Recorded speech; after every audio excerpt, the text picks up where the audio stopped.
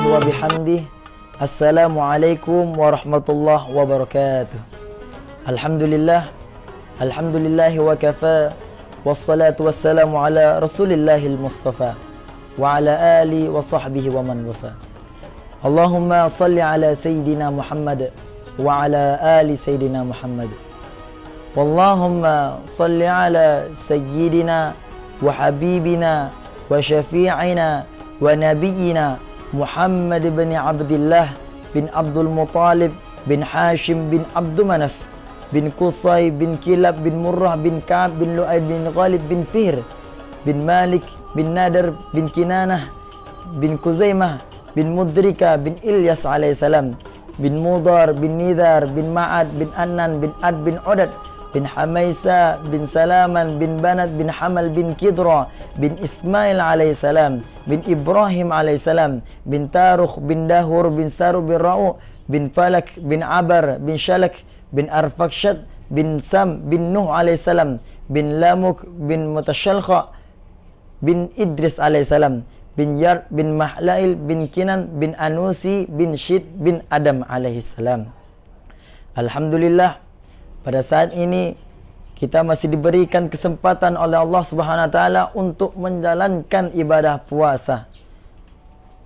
Seperti membaca Al-Qur'an, itu dilipat gandakan pahalanya. Membaca amalan-amalan seperti Ratibul Haddad, Ratibul Attas, Al-Ma'surah Sughra dan Al-Ma'surah Kubra, itu pun dilipat gandakan ganjaran pahalanya. Tetapi tahukah pemirsa apa sebenarnya hakikat puasa yang sesuai dengan redaksi Al-Quran dan hadis Nabi Muhammad sallallahu alaihi wasallam?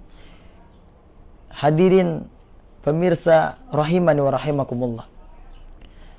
Hakikat puasa setidaknya memiliki dua pertanyaan yang akan membahas tuntas habis tentang hakikat puasa. Pertanyaan pertama, untuk siapakah puasa ini? Atau untuk siapakah yang diperintahkan puasa ini? Dikhususkan untuk siapakah puasa ini? Puasa itu hukumnya wajib. Wajib bagi orang-orang yang beriman. Allah berfirman dalam Quran surah Al-Baqarah ayat 183 halaman ke-28 sebelah kiri paling atas. Apa kata Allah? A'udzubillahi minasyaitonirrajim. Bismillahirrahmanirrahim. Ya ayyuhalladzina amanu kutiba alaikumusiyam kama kutiba alal ladzina min qablikum la'allakum tattaqun. Dan puasa itu syar'u man qablana, syariat untuk orang sebelum kita juga. Jadi bukan umat Nabi Muhammad sallallahu alaihi wasallam saja yang disuruh berpuasa oleh Allah Subhanahu wa taala, tetapi umat Nabi Adam alaihissalam pun disuruh berpuasa. Umat Nabi Ibrahim alaihissalam disuruh berpuasa. Umat Nabi Isa alaihissalam disuruh berpuasa. Bahkan Nabi Daud pun disuruh berpuasa oleh Allah.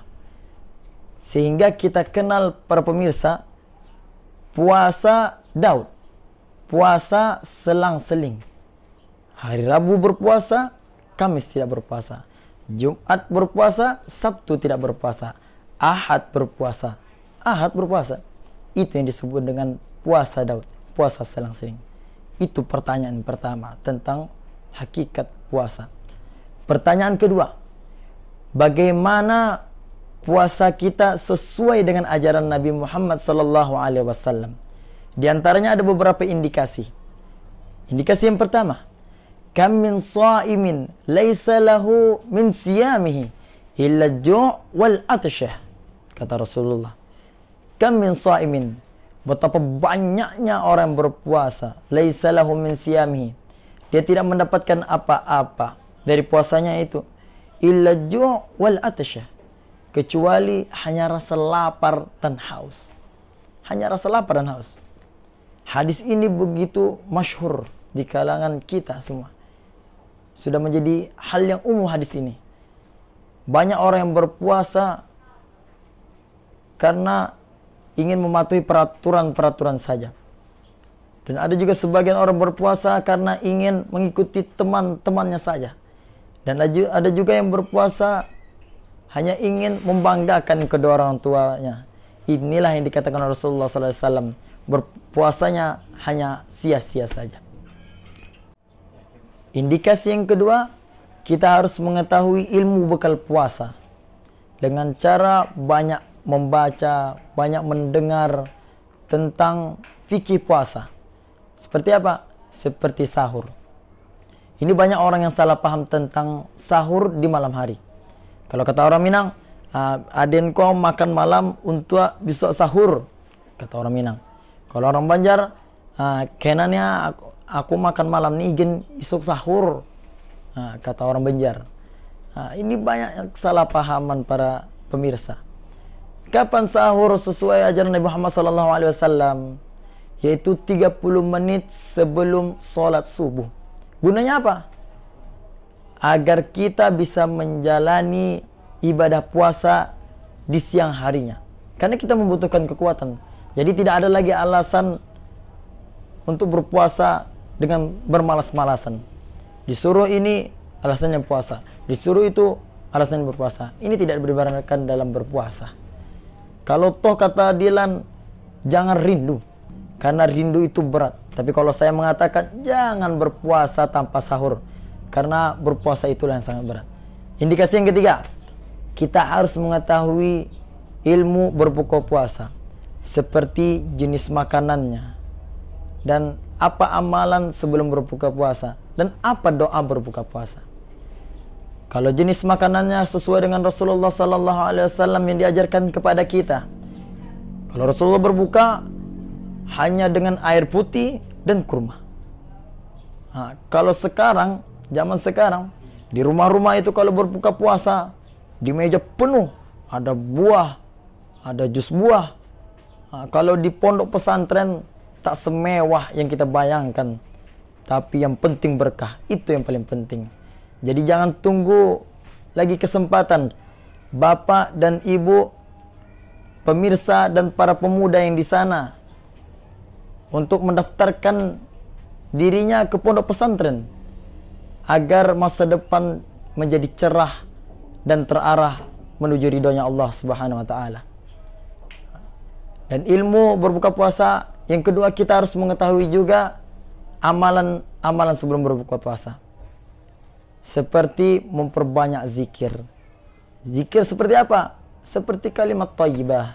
Subhanallah walhamdulillah wa la ilaha illallah wallahu akbar wa la hawla wa la quwwata illa billahil aliyul azim. Dan banyak lagi zikir selain itu. Dan kita juga harus memperbanyak doa. Karena orang berpuasa sebelum berbuka itu waktu yang sangat mustajab untuk berdoa. Maksudnya itu kesempatan kita untuk berdoa kepada orang tua kita yang masih diberikan umur oleh Allah. Dan berdoa kepada orang tua kita yang sudah wafat, yang sudah meninggal dunia. Dan karib kerabat kita, sahabat kita, dan saudara-saudari kita. Karena itulah waktu yang mustajab untuk berdoa kepada Allah Subhanahu wa taala. Dan kita harus juga mengetahui ilmu doa berbuka puasa.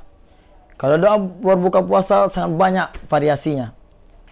Ada yang menggunakan zaharuz zama'u wa batallatil uruqu wa thabatal ajru insyaallah. Dan ada juga yang sering kita pakai, Allahumma laka sumtu wa bika amantu wa ala rizkika aftartu birahmatika ya arhamar rahimin. Apa perbedaannya? Tidak ada perbedaan. Hanya berbeda kalimatnya saja. Tetapi sama-sama memuji kepada Allah yang satu lagi kan nyata. Nah, itulah perbedaan. Perbedaan itu indah. Indah rasanya memantang. Itulah perbedaan. Nah, dari semua yang dijelaskan tadi, itulah hakikat puasa. Semoga kita bisa menjalani ibadah puasa kita sesuai dengan ajaran Nabi Muhammad SAW. Dan semoga ibadah puasa kita dari awal hingga akhir diterima oleh Allah Subhanahu wa taala. Sekian dari saya, kurang dan lebihnya saya mohon maaf. Wallahu muwaffiq ila aqwamit thariq. Ihdinas siratal mustaqim. Wabillahi taufiq wal hidayah. Wassalamu alaikum warahmatullahi wabarakatuh.